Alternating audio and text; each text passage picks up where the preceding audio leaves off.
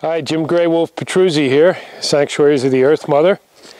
Member, founder, vision holder. I want to talk a little bit about Sanctuaries today, what it is, why it is.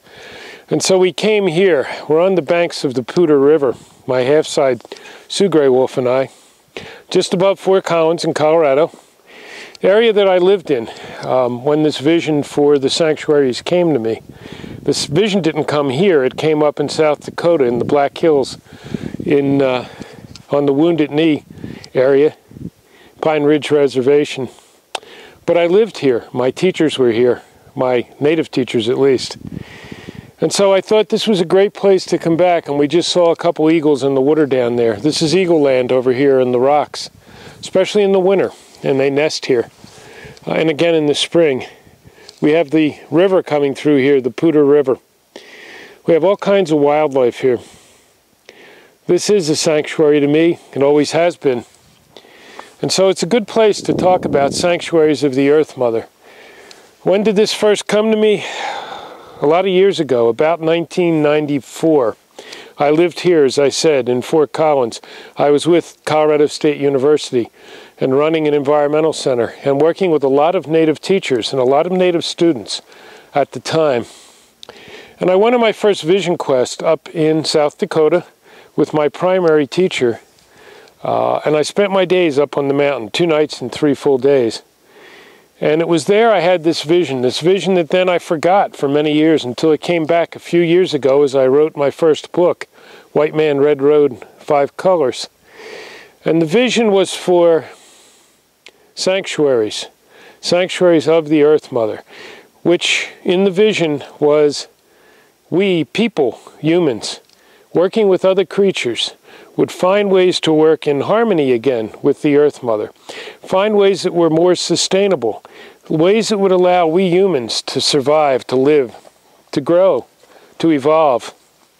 And we would create places, physical places around the globe. There would be 7 here on Turtle Island, the United States, and this area was going to house one of them. And these things I saw clearly in visions as I sat up on the mountain without food or water for those 3 days. And these places, people would come, elders would come and teach. People like me, who have worked with people of many cultures, indigenous people from around the world, would come. Others who were indigenous would come and sit, and we would share together. But more importantly, we'd bring in young people, and we would start to share down the teachings. And together, we would all look for new ways.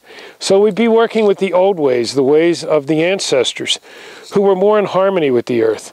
But we'd also be creating these new ways to work with the earth, new ways to work with each other, new ways to teach the kids. And the whole purpose of this was to share down a better, healthier legacy for the 7 generations.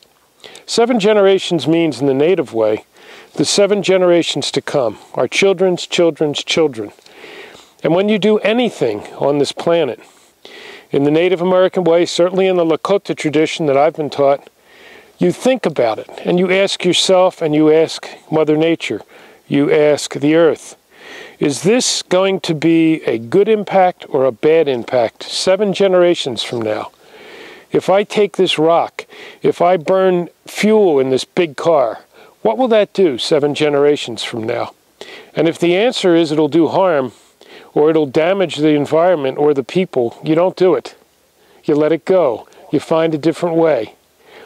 And so that's a teaching we've walked away from. We walk in too much greed and avarice, and we drive our 2 and 3 big cars. And I'm not pointing fingers. In the past, I've driven my big cars and had more than I needed. And we don't ravage the landscape. And we don't do things that'll destroy the environment and the air and the soil. We need to walk from these things. And so the sanctuaries are safe place, safe havens. I see 100 of them around the globe. The 7 here on Turtle Island in the U.S., I'll be involved with. I will help set up. I won't run. This isn't a preconceived, here's how it's going to be package. Each one will be a little different. One will be here. One I saw would be in Arizona. One would be in near Moab, Utah. Another up in the Black Hills, and on and on. wherever they needed to be. And the people in those areas would create exactly what they were. But again, the underlying mission would be to find better ways to work with the Earth Mother, more sustainable, so the Earth Mother could heal, and create a healthier legacy for the 7 generations. If they do that, then they've done enough. And already the people are coming in a big way. We have thousands of people on internet, on Facebook. We have our websites where people come and hear. Sue and I go around the country and in parts of the world teaching, sharing the message, teaching some of the native ways that I've been fortunate enough to be gifted with. I have been called a pipe carrier in the Lakota way. I pour water. I do sweat lodges. I am a keeper of medicine in the Mayan way. These are meaningless titles, except they're things I've been taught. Things I was taught so I could share them. Things I'm now teaching some younger people who are my students, as I was a student of my elders before me.